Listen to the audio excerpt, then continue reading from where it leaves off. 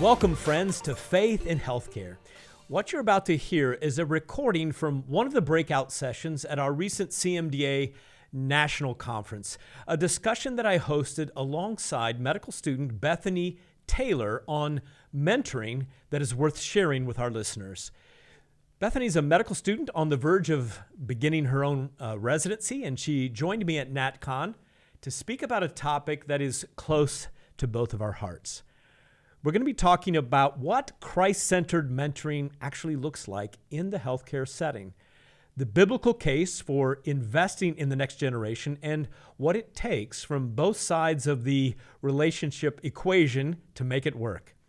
If you are a seasoned healthcare professional just wondering about how to pour into younger colleagues, or you're a trainee who's looking for someone to come alongside you, this is the episode for you.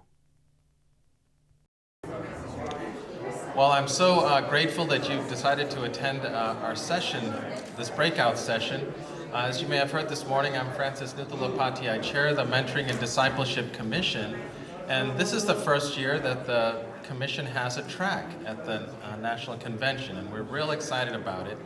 And this first breakout tells you how important mentoring and discipleship is to the organization and also to our CEO, Mike Chubb. So I'm really grateful for you all being here. So I want to take a minute to introduce our speakers today, who are, I think, well known to you, but I told Dr. Chubb that doesn't mean that he still doesn't get to be introduced.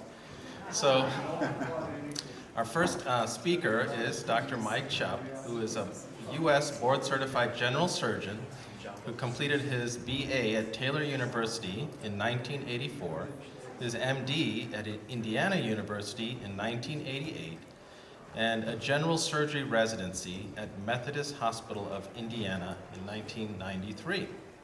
He worked at Southwestern Medical Clinic in Michigan until 2016, and then from 1996 to 2016, Mike and his wife, Pam, served as healthcare missionaries at Tenwick Hospital in Kenya. In 2016, they moved to Bristol, Tennessee, where Mike became Executive Vice President of Christian Medical and Dental Associations, and then in 2019, he was commissioned as CEO, a position he holds to the present. Mike's co-presenter is Bethany Taylor, and she is a fourth-year medical student who graduating just in a few days, I think, a few weeks. And Bethany has had a calling to family medicine and a special emphasis on women's health. Before entering medicine, she spent decades engaged in short-term missions, community development, and global health projects across East Africa, where she later conducted research on preventing mother-to-child transmission of HIV and founded a nonprofit supporting vulnerable women and children. She's a mother of 5 and lifelong advocate for underserved communities. Bethany integrates faith, compassion, and cross-cultural experience into her approach to medicine. She brings the perspective of a mentee shaped by deeply transformative, Christ-centered mentorship throughout her non-traditional paths to becoming a physician. I know that you are really going to benefit from their topic today, titled Mentoring That Matters, Building Christ-Centered Relationships Across the Journey of Medicine by Exploring the Vows of Effective Mentoring Relationships. So let me commission them with a prayer, and then we'll let them get started. Father, what a privilege it is to be known by you, to be redeemed by the blood of Jesus Christ. But what a greater privilege it is to be commissioned by you to go and make disciples. I pray for this session, Lord. I pray that we would be edified, that we would be inspired, or perhaps even convicted by your Holy Spirit to know how we can engage better with each other, and especially those who are coming up, Lord, in the next generation, how we can impact them with our image of you and how to live a life that honors you throughout their careers. I commission these two speakers to you, Father, and pray that you would empower them in their talk today. In Jesus' name I pray, amen.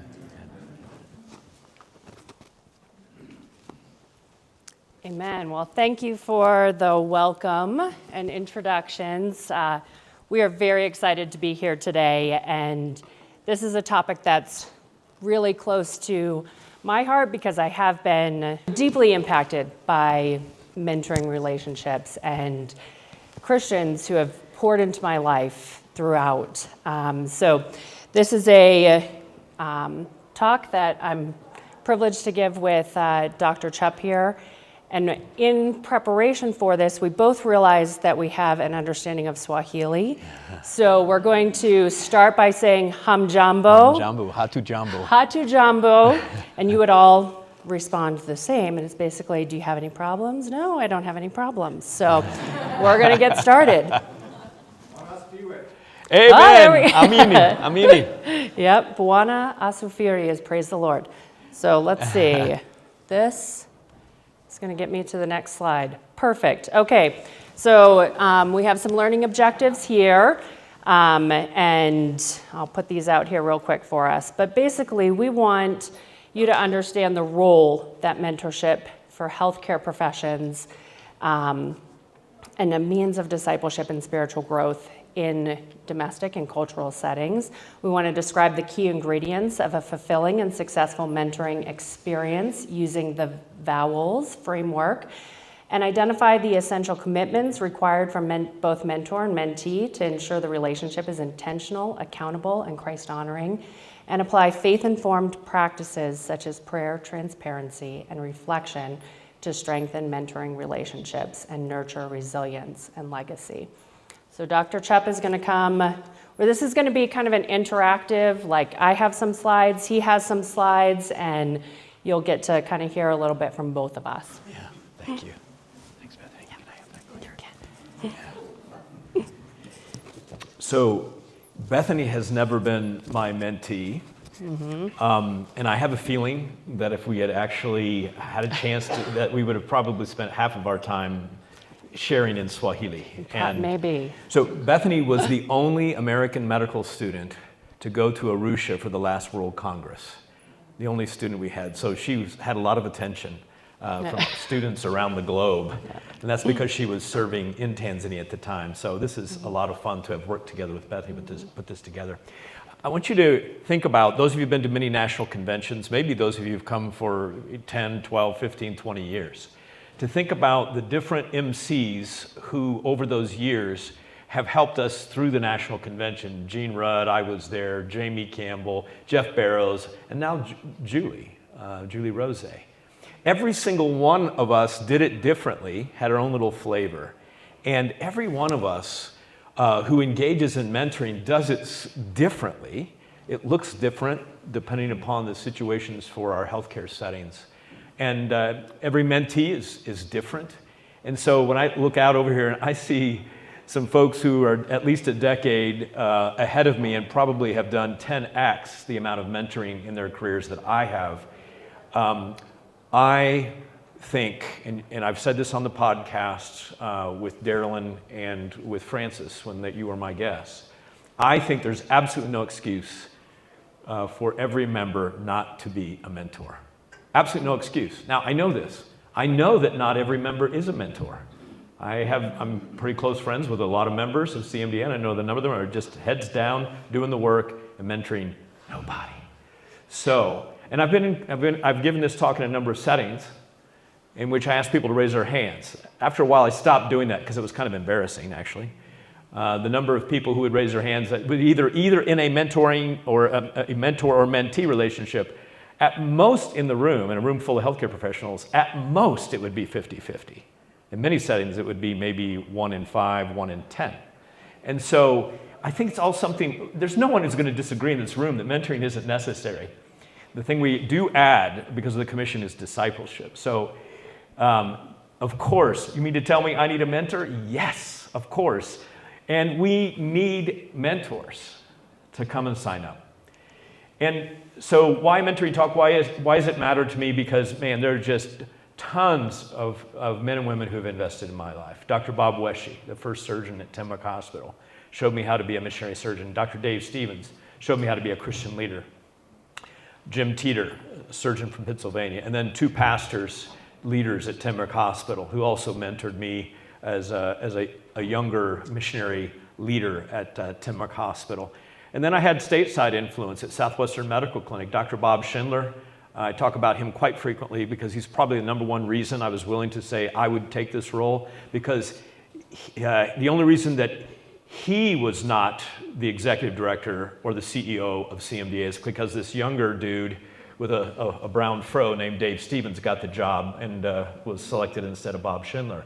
But Bob would have left behind general surgery to become the executive director of CMDA back in the early 90s. And that just stood out to me at the time, having no idea where I would end up, that Bob Schindler would step away from surgery for this organization.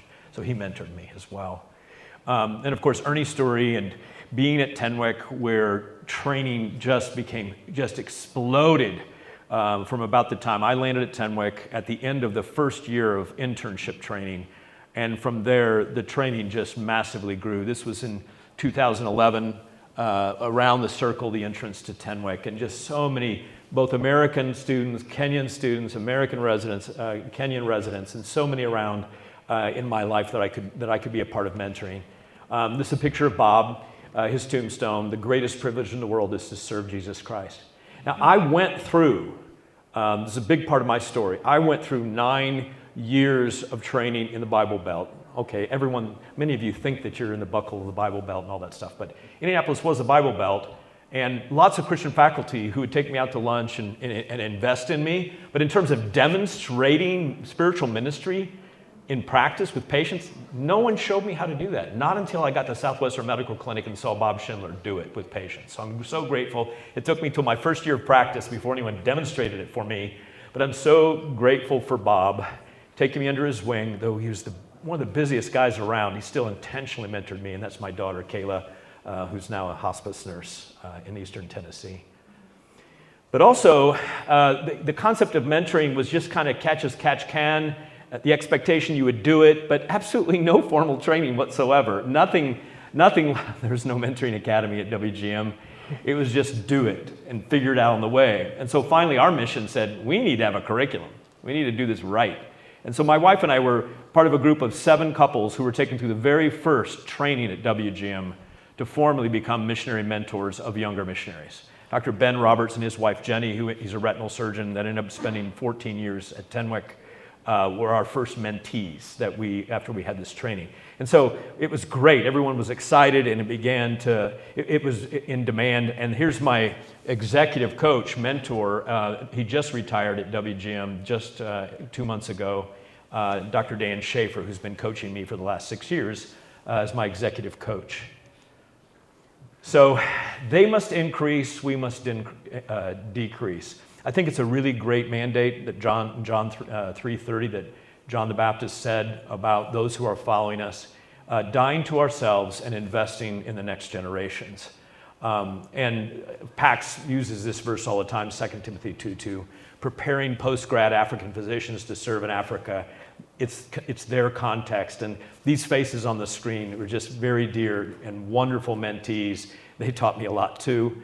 Some of them were so brilliant. It was actually, as a consultant, almost intimidating to be around some of these young people. They were so brilliant.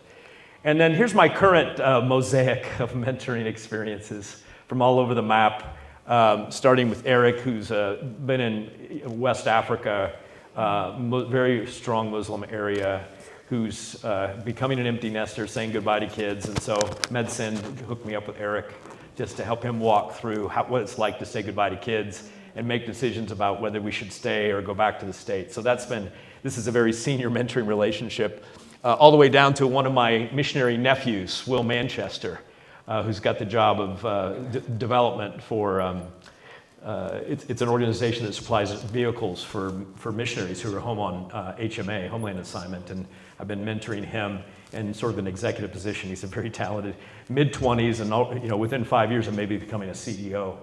And the others are all medical. Andrew is my longest. He's just finished his family medicine residency and has been going through some family marital challenges that we've been walking through together. Carissa, plastic general surgeon who worked for NASA, has been in the White House.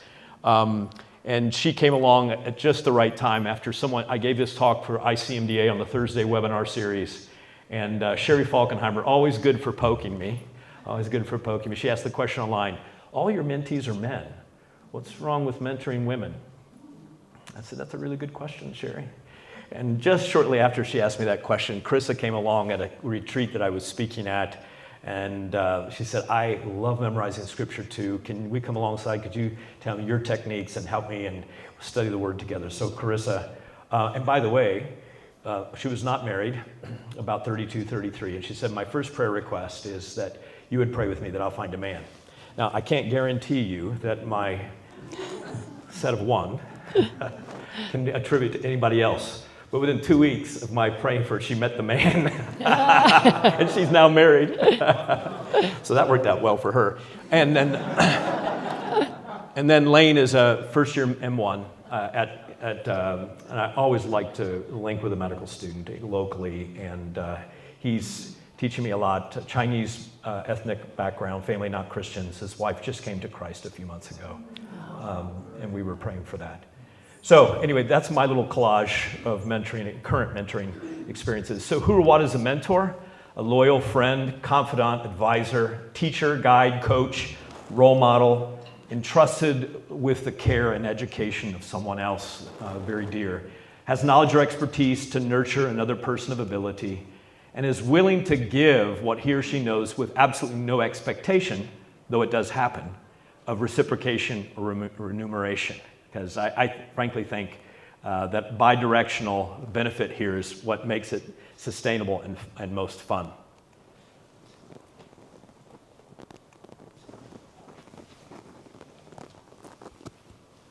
Okay, so one of the things that I wanted to talk about was mentoring matters to us as students, residents, young physicians.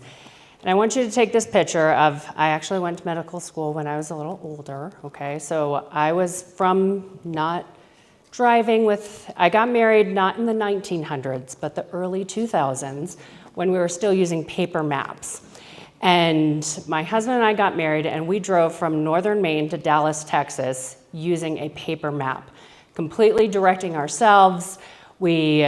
Like if we missed a turn, we had to figure it out. We didn't know if there was construction coming. We just had to figure out how to get there, right? But now we're preparing for a move from northern Maine to Idaho for my residency position. And look, GPS, Apple Maps offers us 3 different routes. As we're driving, they can give us direction along the way. They can tell us about road hazards ahead. They can redirect us to a better route in real time. And this was kind of the idea of like, if you think about mentoring, think about it as like having a real-time GPS, right? Like you have, as a student, we're looking to not figure this all out on our own, right? We are desiring to have godly healthcare professionals that help us connect our faith and work in healthcare, right? And that's going to happen through mentoring relationships. We want your help in transitions, but also how to grow in our faith. We need your honesty because we are in a very challenging time, and we need somebody to help us with that self-reflection, right? We need somebody to say, hey, beware, there's something coming up here, or maybe you should think about this. You're going this way. Be honest with us, right? We also need your guidance as we seek to step into leadership roles. And I know that's a huge topic right now, especially in Christian healthcare.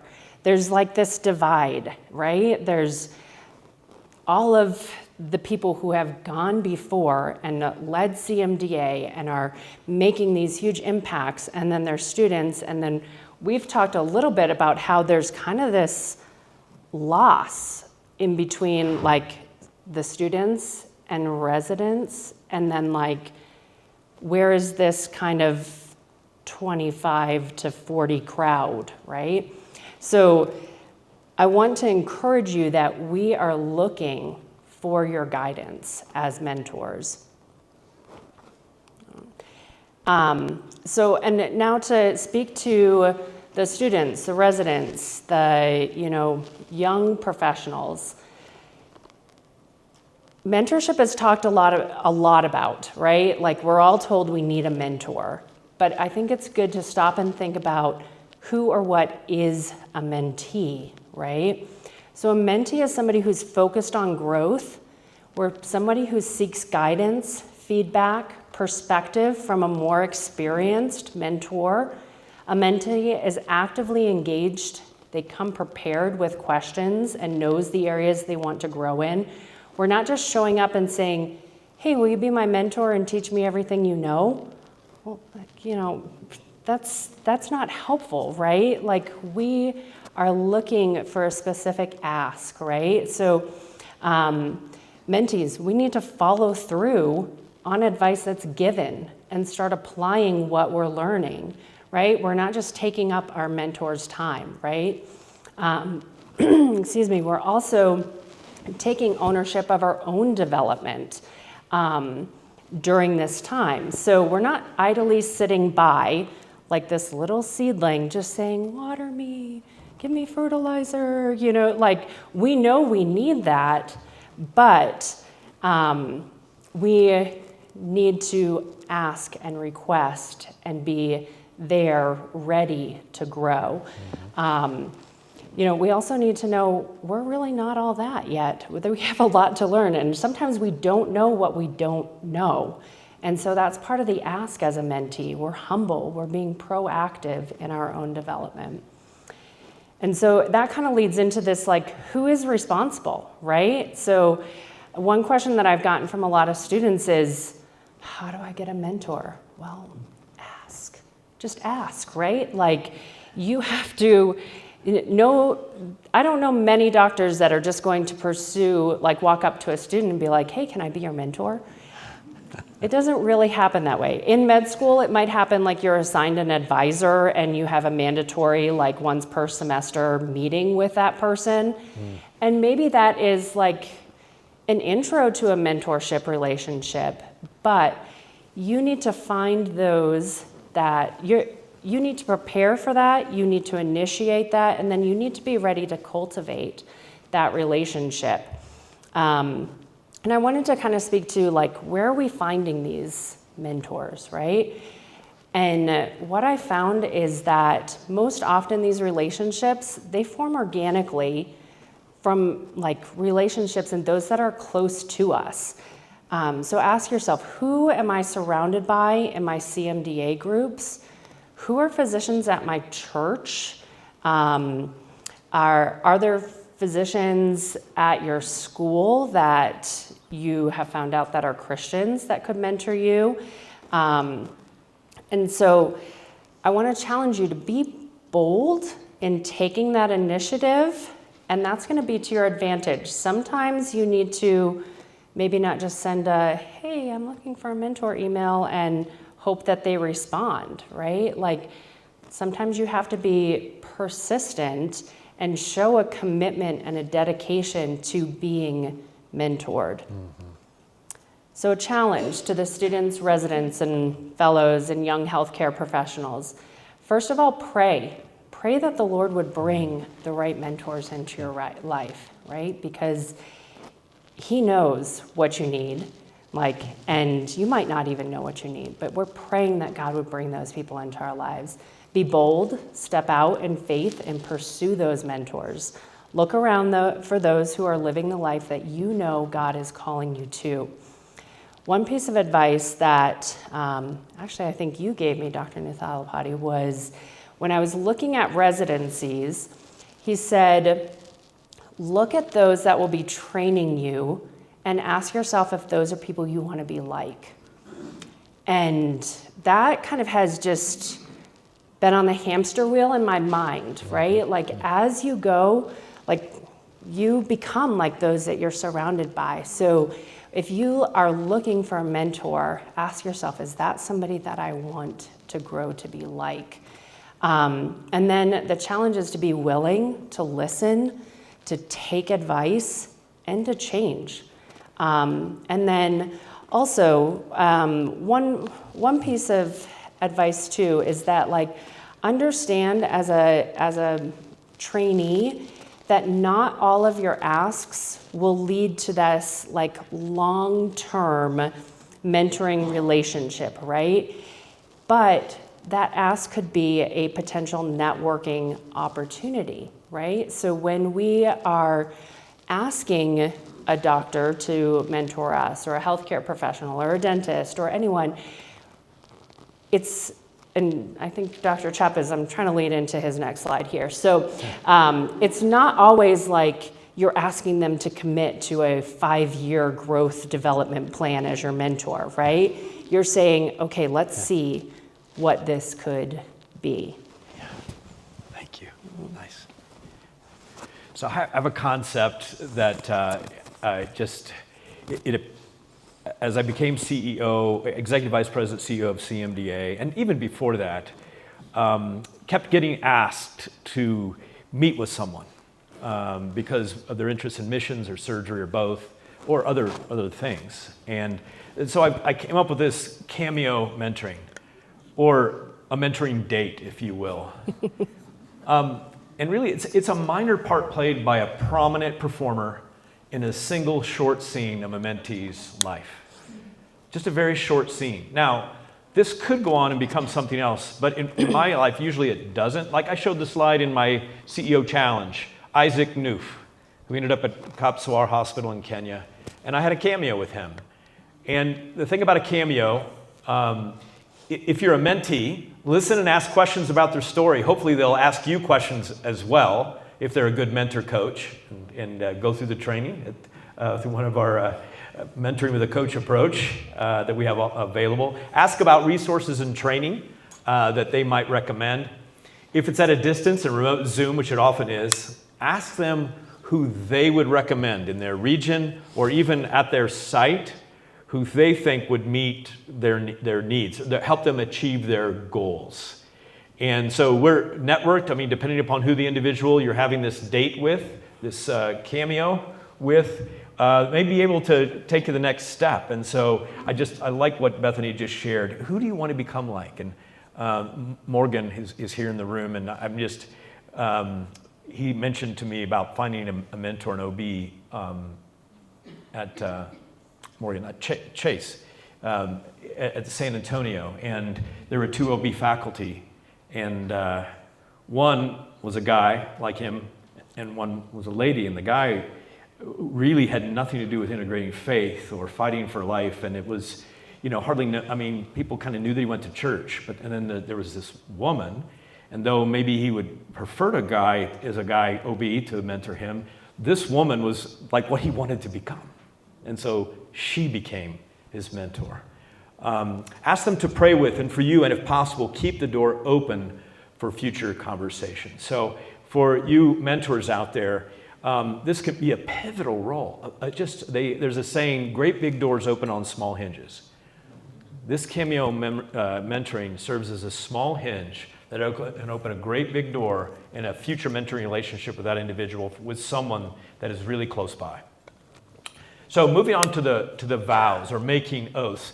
I mean, let your yes be yes and your no, no. I mean, we're familiar with that scripture. But God makes oaths and he makes vows. It says in Hebrews 6, now when people take an oath, they call on someone greater than themselves to hold them to it. And without any question, that oath is binding. God also bound himself with an oath, so that those who received the promise could be perfectly sure that he would never change his mind. So God has given both his promise and his oath. So it's a very special heritage, this of making promises or vows. For you, God, have heard my vows. You've given me the heritage of those who fear your name, it says in the Psalms. So, a little bit of Wheel of Fortune. Effective healthcare mentoring, give me a vow. And that John 3:30, they must increase. Yeah, I'd like to buy a vow pad.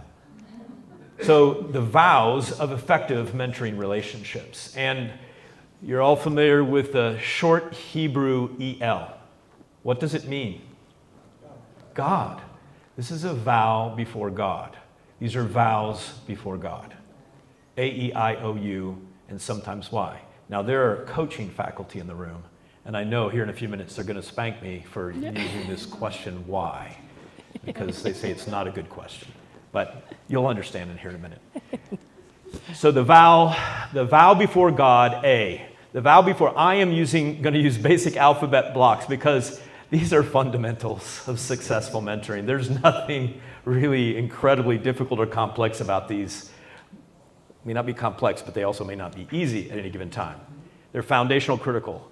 So when I was a second-year resident in surgery, there was our favorite thoracic surgeon in our residency. We all loved him. Why? Because he was the one who the earliest in our residency, would let us do big things as residents. He let us open. In fact, the residents, we would race to see how far into a pneumonectomy we could get before he came in the room. And and his wife was his nurse. So later I realized she was in the corner making the call, Gil, you better get here. They're getting down. But he used this cardiologist, who I thought was actually, at best would get a D, maybe a D plus. He wrote these crazy notes, and he was just so scatterbrained. And I would say, Dr. Herod, why do you use him to see your patients? He said, one reason only. When I call him, he's available, and he comes, and he sees my patient. And you don't like his scribbles, but he does dictate a nice note and send it to my office. And he has good bedside manner with patients. So he's available, and he has good bedside manner. And availability to me is most important. So I've also heard about the 3 A's: availability, affability, and ability. Yeah, ability, the 3 A's. And it's always a toss-up between affability and availability, isn't it? The ability, we hope you get board certified that you've got the ability, but it's that. So availability. So the vow is, I will be available and affirming as long as God keeps the door open in this relationship. As long as God keeps this open, I will be available and affirming as a mentor. And really also for the mentees, that I will be available and I'll be affirming to my mentor as much as I can and appreciate that one.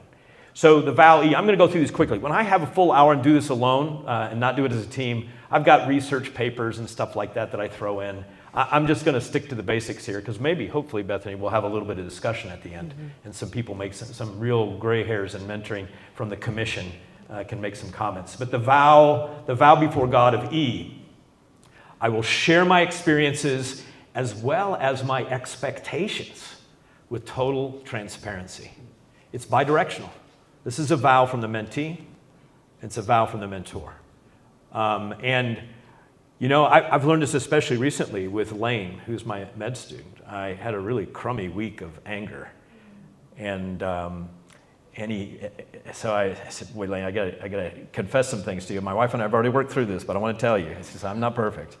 And here's just an example. And he said, why did you get so angry with her? And so I unpacked it for him, and then he just said, I have never felt like I've been so close to you, Dr. Chupp, over these last 9 months of me, as when you just explained to me, because I get angry with Celia, quite frequently, and I just feel so bad about it. And so you've given me hope that over our married, that we will get better and better and better at quickly resolving the issue that made us angry with one another. So I'll share with transparency my experiences, failures, as well as successes, as well as my expectations. I don't like it when students cancel on me for a mentoring session. I really don't. And so there better be a pretty doggone good reason for that cancellation, not just, the weather was good and disc golf, that kind of thing. That has happened. And so my expectations are that as much as possible, I will keep the appointment and they should keep the appointment. Move on to I will remain interested and intentional in cultivating this relationship over time. For me, one of the best ways that I show my intentionality is I generally mentor by reading through a good book together. The Celebration of Discipline is my favorite primer to start with in any relationship by Richard Foster.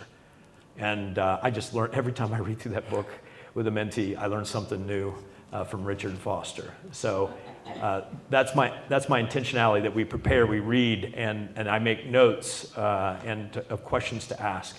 And I will remain interested. Interested includes texting them as follow-up about questions about significant things happening in their lives at that time. And that shows I'm thinking about them. Okay, I can pray about them, but when I text them and tell them I'm praying about, and when you demonstrate that, mentees can just really make your day. I mean, my mentee, Andrew, he's been texting me every day this week. I know you've got this coming today, praying for you. I know you got this coming today, praying for you. It's bi-directional benefit. The vow O, I will be objective and welcome, if feasible, bi-directional observation of life, work, and ministry. And I think this is ideal. In my case, Bristol, I'm not training, now my surgical residents, my PACS residents at Tenwick, they were able to observe me every single day.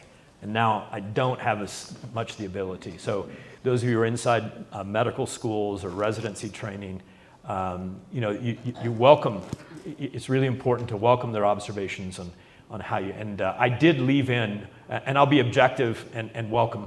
I will try to be as objective as I can and say things that sometimes, that we have permission to speak freely with one another. Bill Geiger has a saying there on the bottom. One of my mentors once said, people will learn more about the grace of God by watching you handle suffering and adversity than success and prosperity. Think about that in light of the pandemic and how we suffered through that. And I have lots of stories I could tell you, including one with Bob Schindler, how he lost a patient on the table. And it was just, I think it's one of the most incredible lessons I've ever watched, and how my mentor, 63-year-old surgeon, so seasoned, loses a hernia repair on the table. And what he went through in handling that family. He was never sued because of his incredible relationship with this family. The patient was only 34 years old. So A-E-I-O-U and sometimes Y. And here's where, Darylyn, don't be too upset with me. I will be up front and sometimes asking why or what or who or where or how. So they'll tell you that these are the important questions. And this is sometimes too much in the face. But self-awareness and willingness to address potential barriers inherent in the relationship. Mentees need to be open to criticism, challenge, and accountability, and an eagerness to learn with humility. So possible questions for medical dental students. How is your faith being affected and impacted by your medical training, both in positive and negative ways? What are you learning about yourself and about God through your medical school residency experience? How is your medical training affecting your personal time with God negatively or positively? How is your sense of God's call being clarified during this time at medical or dental or PA or NP or PT or pharmacy school or whatever? How are you seeing your character being tested in medical school? Or number 6, what are your hopes and dreams for a medical career as a Christian healthcare professional? And so this whole idea of coaching, not verses, but coaching and mentoring, and how there's a lot of, coaching is task-oriented, mentoring is relationship-oriented, coaching is short-term, mentoring is generally longer-term, coaching is performance-driven, achieving a goal that the person being coached identifies. Mentoring is development-driven. And then my last slide, I've told Pam, I have freedom to change my mind here. This is probably my tombstone. You know, you saw the tombstone for Bob Schindler. This is my tombstone verse, because I think it's important. Mentor, mentee, and developing a trusting relationship with a mentee. Proverbs 3, 3, and 4. You all know Proverbs 3 and 5 and 6. Everybody knows Proverbs 3, 5, and 6. Trust in the Lord with all your heart. But right before that are these two verses. Let love and faithfulness never leave you. Bind them around your neck like a stethoscope. Write them on the tablet of your heart. Then you will win favor and a good name in the sight of God and mentors and mentees, if you will. So investing love and faithfulness all the time builds trust. That trust, the mentee then builds loyalty of the mentee into the mentor, and out comes favor and a good name for mentors, and eventually mentees as well. And the relationship goes on and on as more love and faithfulness is poured into the relationship. Take it away.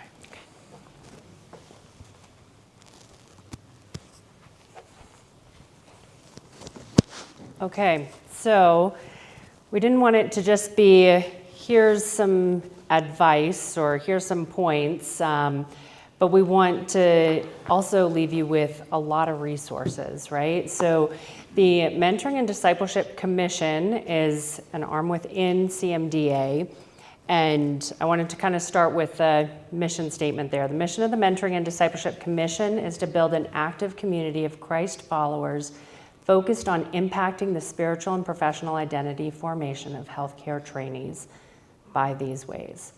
So that's a great way to combine our faith and healthcare, right? Like, we need these mentors and mentoring and discipleship relationships.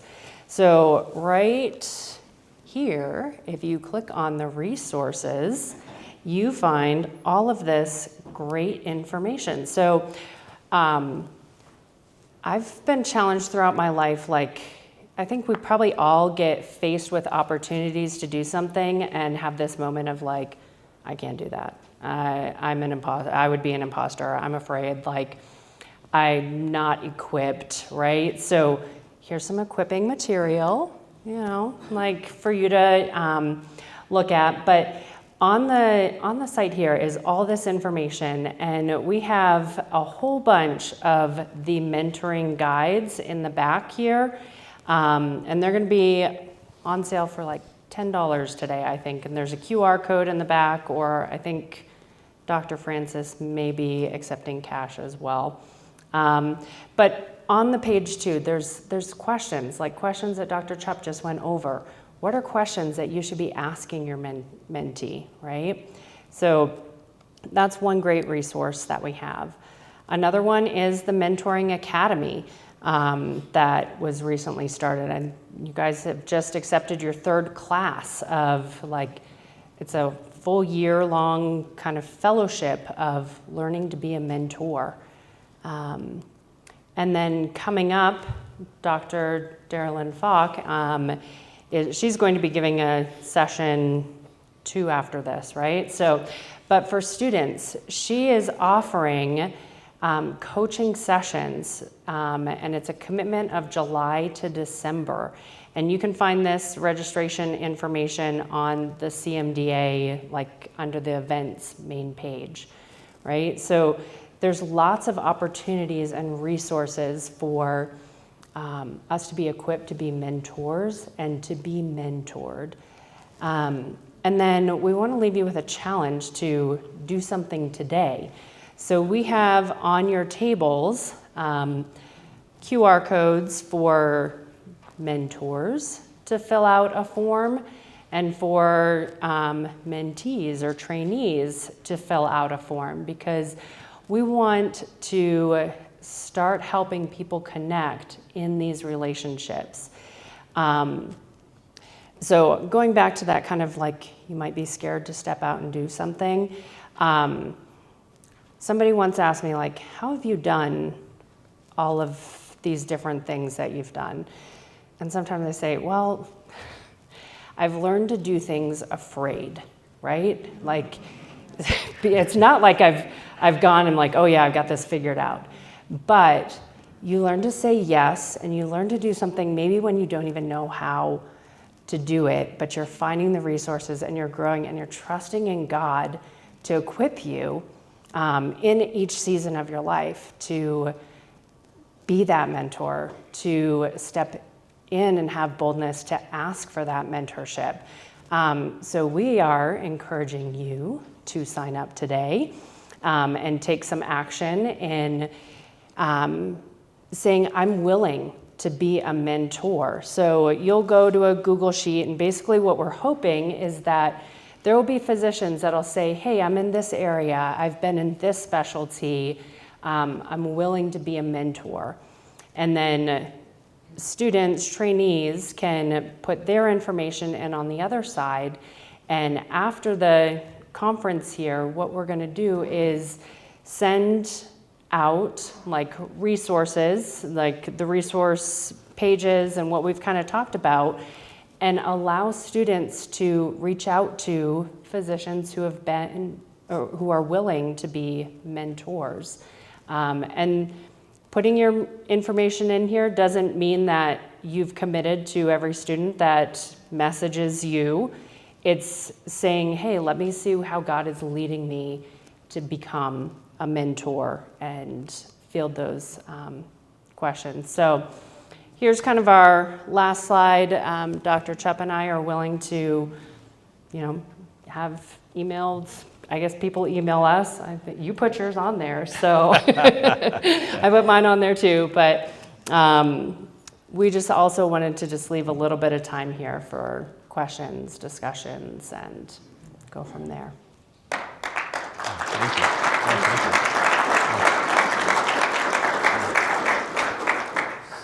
We can pass the microphone back and forth. Oh, okay. Just pass it back and forth. Yeah. We have, did I? Oh. It's way harder than it should be. Okay, so I think I saw a hand back here. So I think I can speak loud enough. Well, we also want to get it because it's being recorded, so. This is something I've struggled with, and that is what are the guidelines when you're doing cross-gender mentoring that you should be following? Yeah. Well, we're going to run into You can walk and talk if you want, Bethany, on the Oh, way. well, I was going to let you because you're the mentor in most of the relationships here. But I think you kind of spoke to it a little bit when... A little bit. Yeah. Yeah. I certainly think it's a little bit easier and safer when it's in a Zoom setting. I think, I don't think that... and that's basically how Carissa and I have done our mentoring, the plastic surgeon. I think that being in open places, knowledge, like we have a principle at CMDA that we don't travel with someone of the opposite sex, just two of us, unless both spouses are aware that there's travel happening. So I think an awareness, my wife knows all about Carissa as I'm mentoring her, and knows what's going on. Sometimes we've even been in the car on Bluetooth, and Carissa said, fine, Pam can listen in, that's no problem. So I do think that just the important thing is, we heard all about David, right? We heard all about David this morning in our Bible time. It's like we do have a target on our backs, and the enemy is coming after us. And so guarding our hearts is very important. And so I think never being in an isolated situation or place with a relationship, I would just never do that with a female mentee. CMDA has been designed so incredibly well. We have no solid door. We have glass doors, glass panels, everything, so that everything's very visible. I think that's a great situation. And I think that I don't have a ton of experience in this, I will tell you, Phil, but I just think principles are be aware and protect the relationship. And you just, up front as a mentor, here's some things that I won't be able to do in this relationship.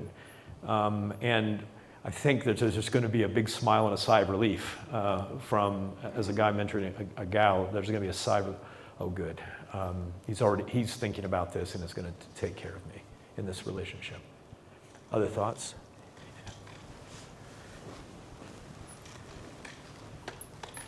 Thank you. Any experience or comments or thoughts on where mentoring overlaps with evangelizing? So in the case of Christian, not believing. Yeah, I wish we had two microphones.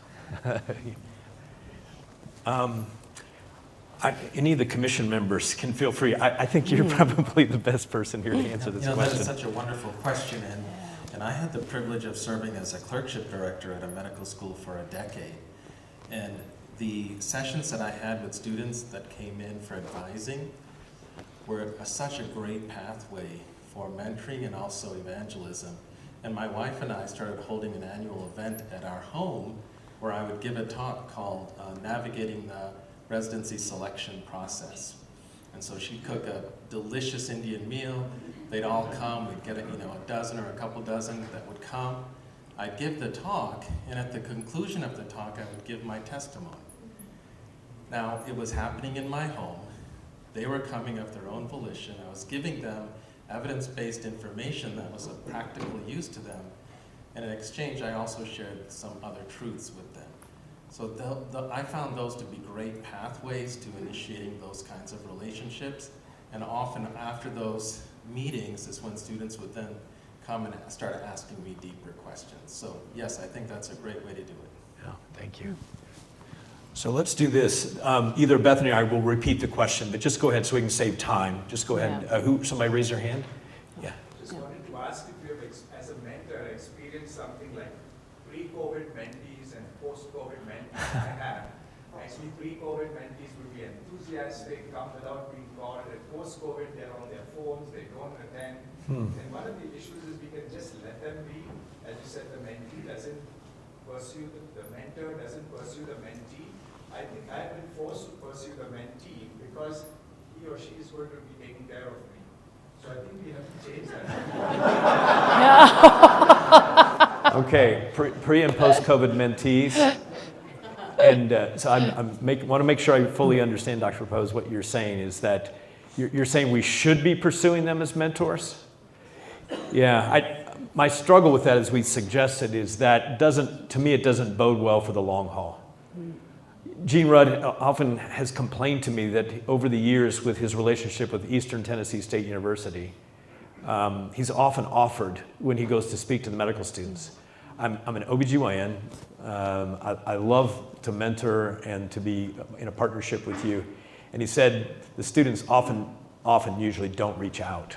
So I'm not trying to say that there's not a role for being, frequently upfront and maybe, reminding, but if we chase, I just don't think it bodes well for the long haul. And I'm so glad that Bethany, go ahead.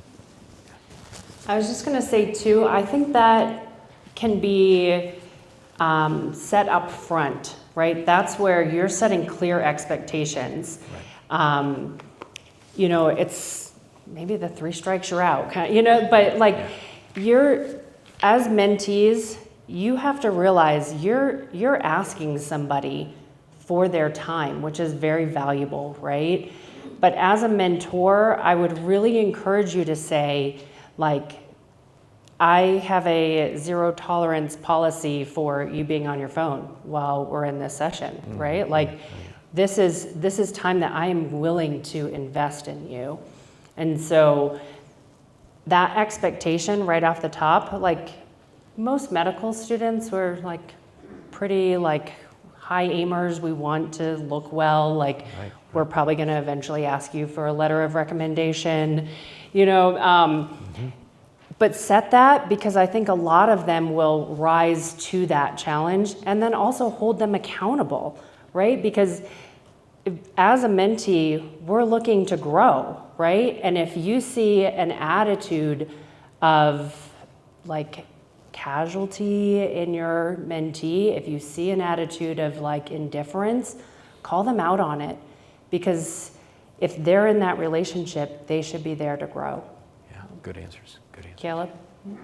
You guys speak into perhaps co-mentees or co-mentors, rather than feeling like, oh, as an individual, I have my own deficiencies, I have my own weaknesses, but being mentoring with someone else alongside you, with a person. Have you guys any experience with that, or talk about that as well? So the question was, have you ever had any experience with like having 2 mentees being mentored at the same time by the same mentor? Yeah. Okay, I have not, but.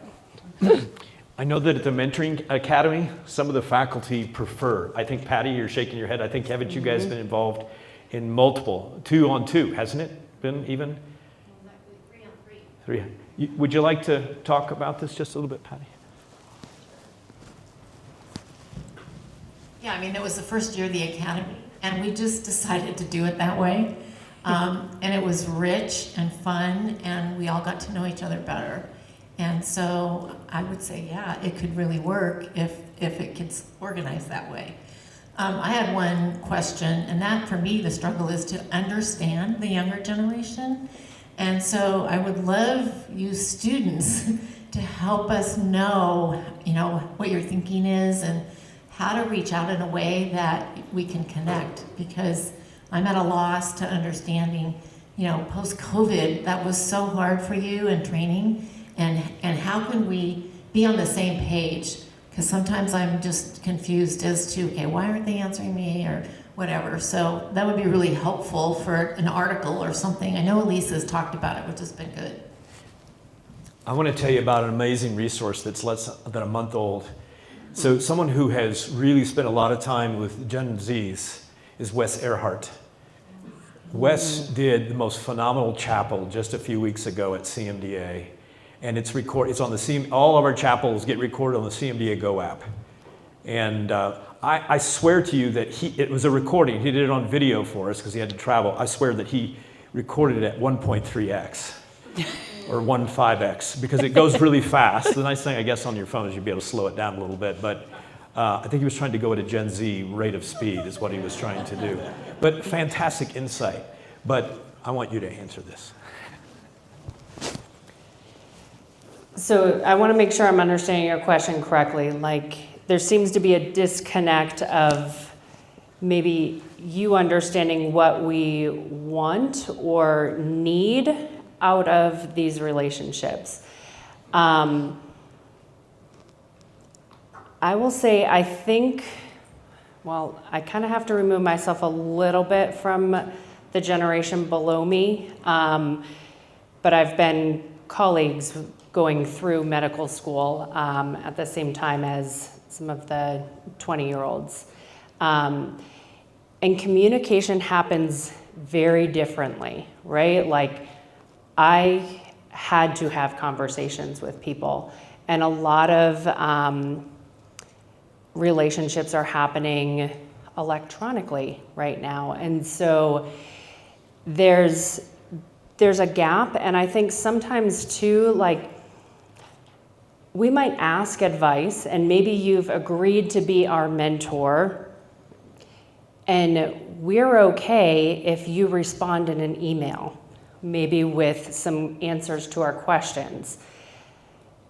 And that's maybe a little bit different because that's not a relationship, and it's not I would say it's not like a disrespect, but there's some differing ways of communication, right? We are very comfortable on Zoom because a lot of our education was on Zoom or in front of a computer, but that removes the like sitting down and having a conversation and seeing body language and not having the distraction of like, oh, I'm on the phone, or I'm on the meeting, but I'm also checking this message. And so I think there can be that disconnect in expectations, but in terms of like what we're hoping to be mentored in, I can speak from my own experience, but I think each person would have different responses. And that's where I want to speak to the mentees, like have a specific ask, right? Like you might be saying, I'm wondering how and which and what residencies to apply to. Help me discern that. I'm looking for like faith building right now. Or I'm asking for somebody to mentor me and show me how to combine my faith in challenging situations. Like, what do I do when I have a parent come and tell me their child needs gender affirming care? How have you experienced that? Because we're in a training position. We can always kind of have my attending will talk to you later. There's always an out, right? So these transitions, these difficult faith areas are I think areas that we're hoping to be mentored in, but I can let other people. Yeah. So. I think we've run out of time. Okay, we've run out of time. So. The need for mentoring is real, but so are the many opportunities. Every Christian healthcare professional has wisdom and experience and encouragement to pass on to the next generation. And every student and trainee needs someone who's willing to walk beside them, helping them faithfully live out their calling within healthcare. The future of Christian healthcare depends on what we pass on today. So don't underestimate, friends, the impact of a conversation, a word of encouragement, or the decision to invest in a mentorship relationship. The influence that you have today, it may very well shape a career, a ministry, and countless lives for the kingdom of God. If this episode stirred something in you today, don't let it stay there. I urge you to pray about it. Reach out to a student. Say yes to a conversation. We have mentoring resources at cmda.org/mentoring, and we've been curating those resources and creating a guide that will equip you as you begin. And if you found this conversation encouraging, please share it with a fellow healthcare professional who needs to hear it today, and subscribe so that you don't miss future episodes of Faith in Healthcare. Next week, I'm going to be joined by Mr. Ben Anderson. He is a longtime rural healthcare leader and advocate for a conversation about the future of rural healthcare in America. Ben shares his insights from years of serving hospitals and communities in various rural settings, offering both a realistic look at the challenges ahead and a hopeful vision for faithful leadership, innovation, and the vital role that especially Christian healthcare professionals play in strengthening those rural communities. I want to thank you for listening today to Faith in Healthcare, where our promise to you as a listener, or better yet, a subscriber to this podcast, whether you're a healthcare professional or a patient who loves Jesus Christ, is this: we will do everything that we can to keep your faith and healthcare connected. We'll see you next time, Lord willing.